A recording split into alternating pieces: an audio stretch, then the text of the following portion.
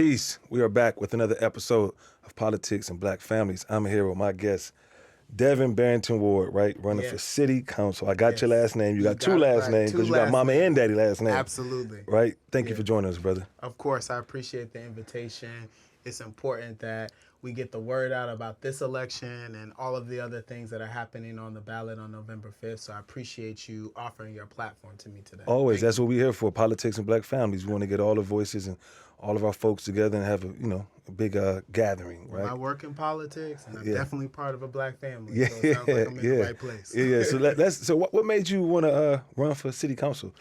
Man, my mom and my grandmother always spoke over my life, even as an infant. And my mom is Jamaican, my dad's from Trinidad, and my grandmother would always say, "Boy, you have the gift of gab. You just love chat. You just made her happy right there. She's from Jamaica, so she's into that. And so she would call me Mr. Chatterbox. She said, if you don't make your money in politics or working in law or media, you're missing your calling. Yeah. And I reflect back on that, and I think the importance of speaking over your child's life, and when you see that light in them.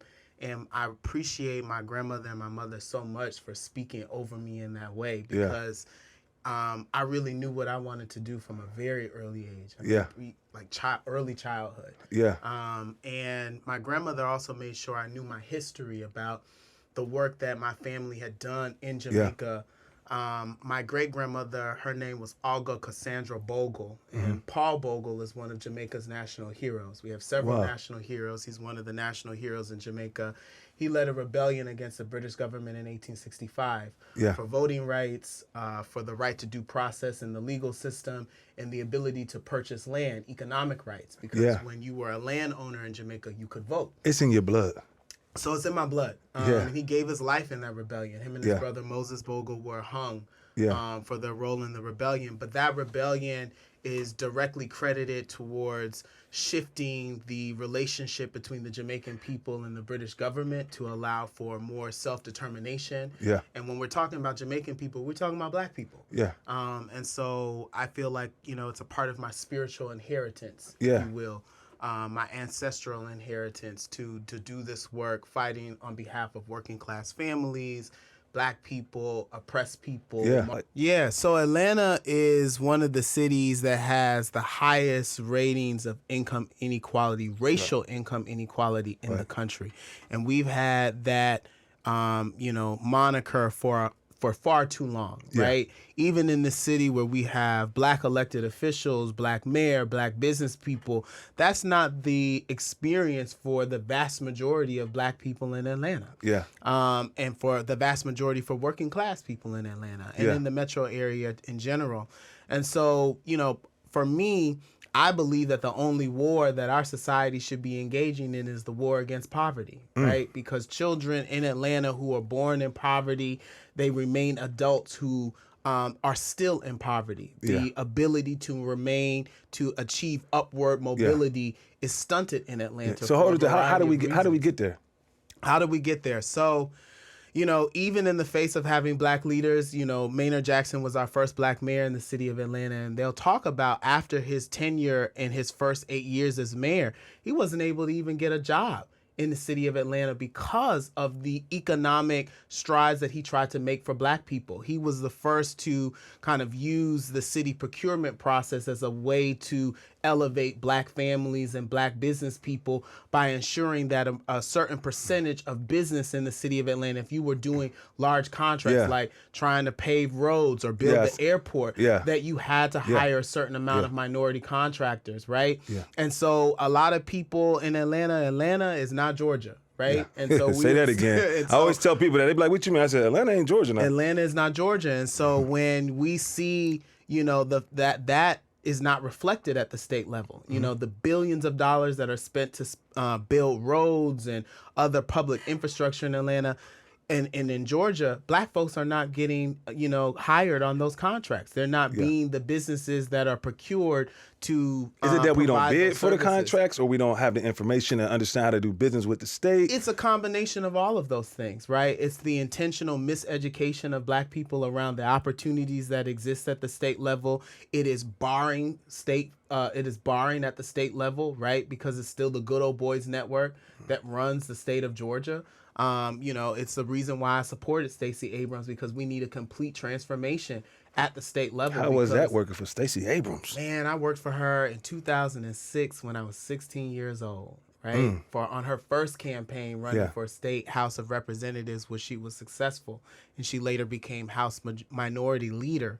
And it was informative. I learned a lot about how you engage people directly at their homes, knocking on doors, right? That's what I did on that campaign. I knocked on doors with Leader Abrams, and I got to hear the experiences of black people in East Atlanta who talked about how they have been discriminated against by the state government, who talked about how they were barred from opportunities to work on state projects or bid on state projects, or they were overlooked or just downright discriminated against. And that's a real thing in the state of Georgia, right? Yeah.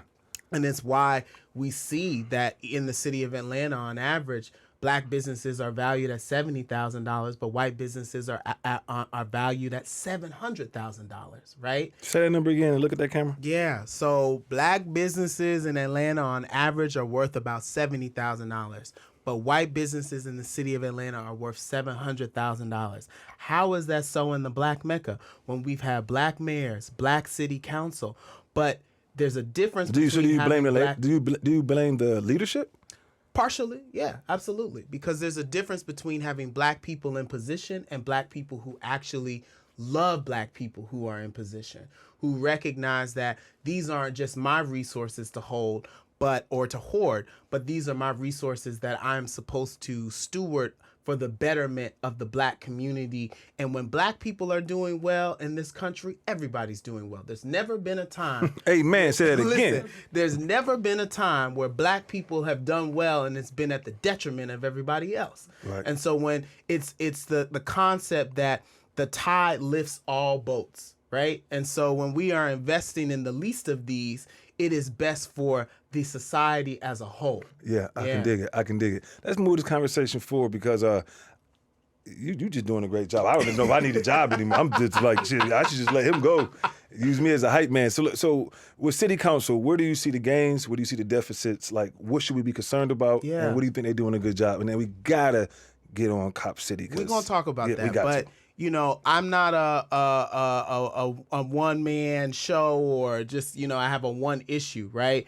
We're talking about issues that impact people at all levels of government, right? And so getting back to that piece around racial income inequality, one of the things that I want to do on Atlanta City Council, and I've written a proposal and I'm actually going to be unveiling it in the next few weeks, is called baby bonds. Connecticut is actually the first state to do baby bonds. And so for folks who don't know what a baby bond is, it is basically a high yield savings account that is open for children that are born in low income, middle income families. That money is invested by the state in a way that's similar to pension funds. So for employees who have a pension, the reason why they're able to cash out on that pension when they retire is because the city government or the state government has invested it. So we would do the same thing with the baby bonds. We would open up that $3,200 account, and if we invest it the way that we are supposed to, and we are good stewards over that money, a child who was born in poverty on their 18th birthday can access at least $35,000 that they can use to purchase a home, that they can use to start a business, or pursue their education in the city of Atlanta or beyond. Yeah. If they wait until they're 26 to cash out on that money, it could be as much as $65,000. That's an interesting idea around income equality now. Yeah, because that's the way look at my wife's eyes getting big, somebody having babies. Look at her. That's the way that we break the cycle of racial income inequality in this city is that we invest our money in the people who need it. Because I have seen this city and this county invest millions of dollars into billionaires and millionaires who don't need it. Elon Musk just got a $10 million tax break from Fulton County. Yeah. Microsoft got a $75 million tax break to build a data center. Right. That's well, I guess their argument would be we bringing jobs, high-priced jobs. They're going to buy condos. They're going to live in a neighborhood. The chairman of Fulton County actually just sent out an email this week talking about how we need to be better financial stewards over our resources and how we use tax dollars to invest in businesses, because the overwhelming majority of people who work for a company work for a small business. They don't work for a major corporation, and Microsoft doesn't need the money. Yeah. Elon so why do they ask? Why do they come here here and ask for? Because they know that the people will give it to them. They know that the elected officials who are oftentimes a part of the establishment they're in their pockets. They're donating to their campaigns. It's why I don't take any corporate money, because I want to be accountable to the people of Atlanta, not to the businesses and the millionaires and billionaires who oftentimes don't live here and are not grounded in our values of a city that is supposedly the city that's too busy to hate, that's a city that is the cradle of the civil rights movement, Dr. King City, John Lewis's city, Hosea Williams City. But when we see the policies, they don't reflect that rhetoric. Yeah. They don't reflect that value. And we see a lot of black elected officials and some white elected officials quote these people, but at the same time, they are pushing policy that is antithetical to what those people stood for. So let me ask you this. For those who don't know, right, when I speak to young folks in the community, and I say, hey, you know what district you're in? Most of them don't know. So let's go back. Let's just do entry level on this. What is City Council responsible for? Okay, so City Council is responsible for creating laws in the city of Atlanta. Our laws are called ordinances, right? At the state level, they're called laws. At the city level, they're called ordinances. And those ordinances govern how fast you can drive on the roads. They govern how frequent your trash is picked up, how much money is invested into businesses, whether those are small businesses or major corporations. What type of police force do you have? What type of fire services do you have? Do you have robust parks and recreation services?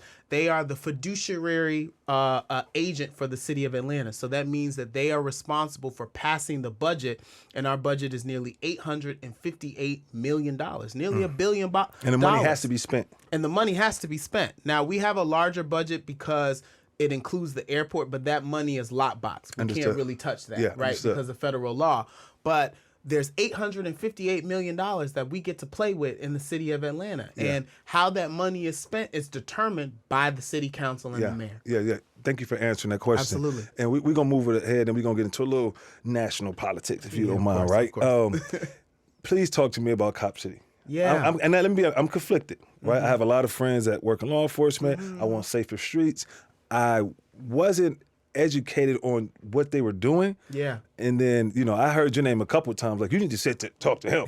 And then when I went to your page, I said, oh, I see why. Yeah. So please let us know what's going on with Cop City and what the citizens should know. Well, one, I approach public safety issues from an abolitionist framework. And a lot of times when people think about abolition, they think about Frederick Douglass, right? Folks like that, or Sojourner Truth, Harriet Tubman, and that's partially accurate, right?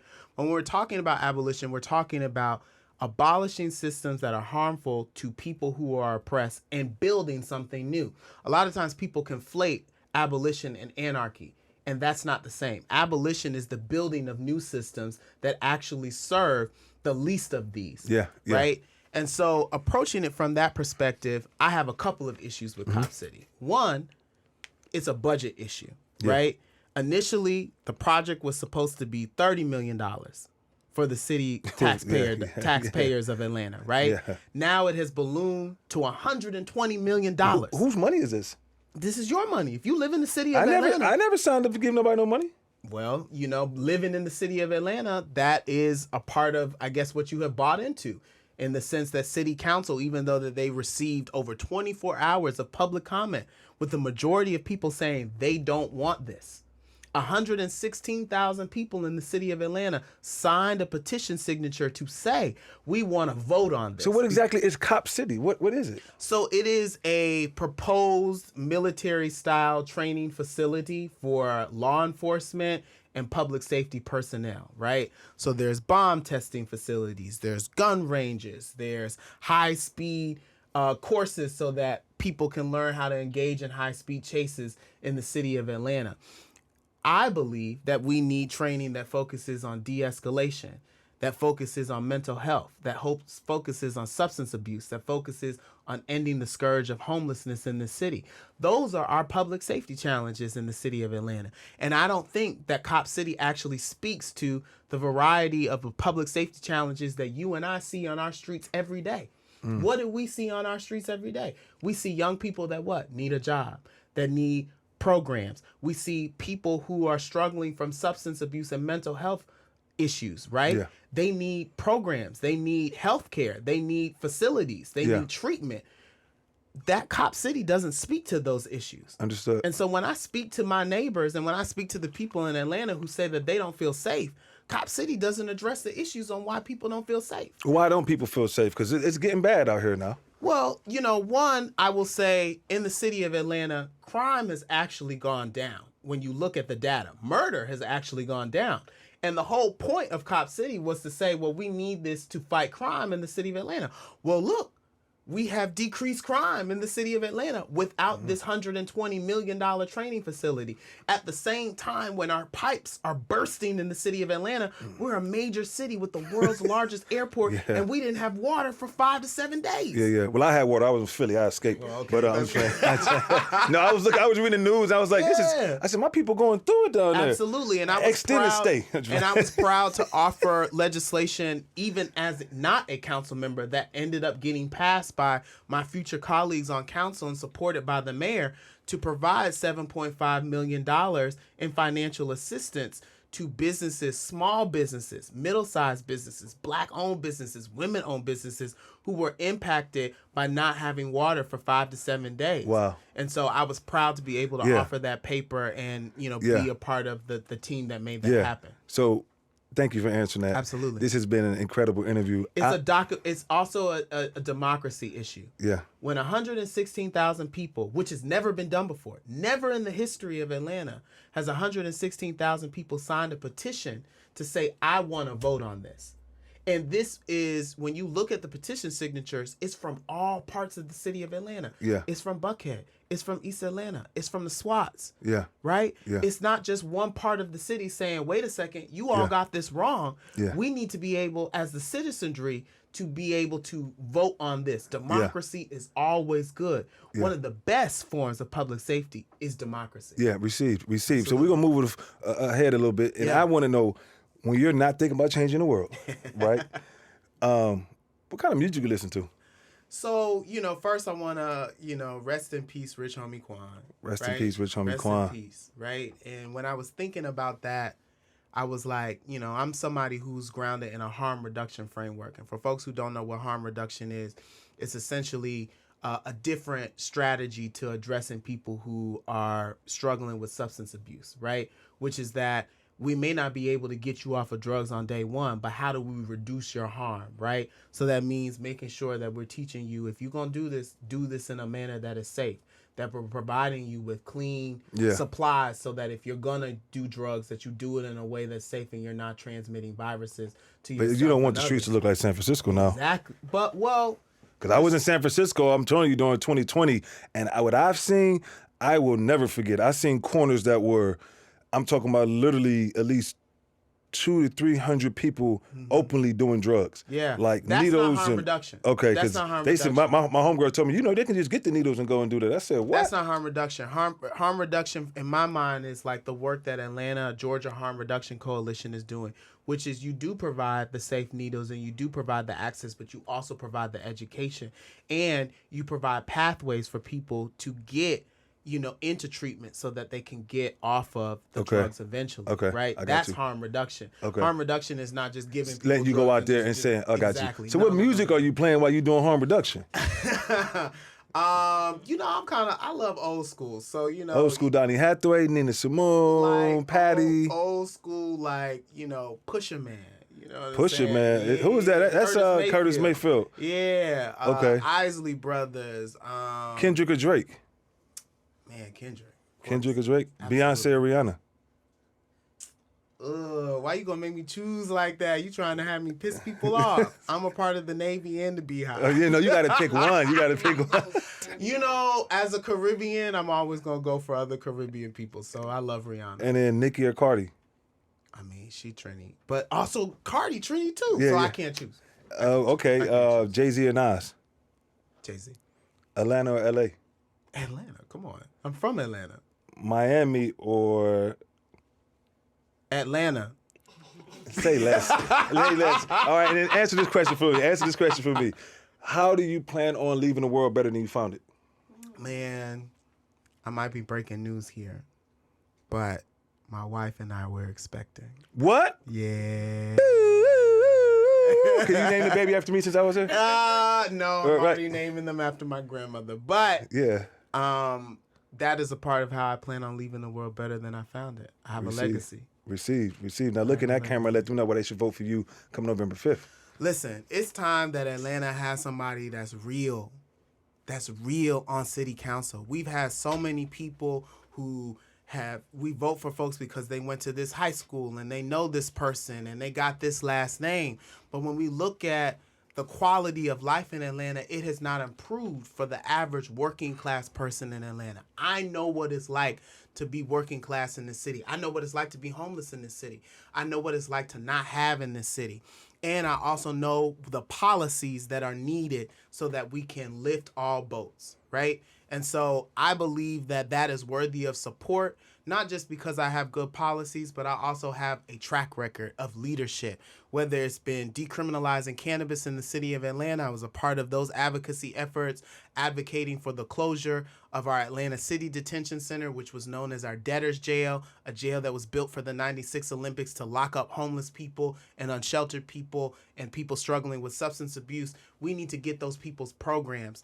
I'm the only person that's committed to making sure that people have the aspect of direct democracy in the city of Atlanta, that when you sign a petition and you say that you want to vote on whether or not the city spends $120 million on a military-style training facility or $120 million on homeless programs, on programs for substance abuse, on programs for home ownership for young families, you deserve a vote on that. You deserve that your voice is respected, that your signature is respected, and that we aren't suppressing votes in the city of Atlanta.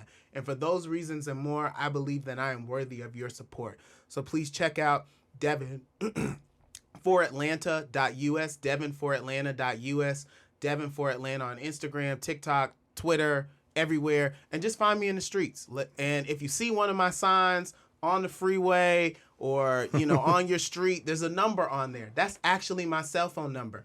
Give me a call. If you got an issue in your community, people was just telling me at the gym today, the older lady was telling me a tree from a vacant property fell down on her property, and she wanted me to follow up. She texted me the information, and I actually responded. Yeah. That's the type of leadership that y'all deserve. I'm going to be texting your ass now. I got something for you. Now, don't text me after 9 o'clock. Yeah, you said text. Text me after 9 o'clock. Boundaries. Say less. And there you have it. Y'all know what it is. Politics and Black families. Peace.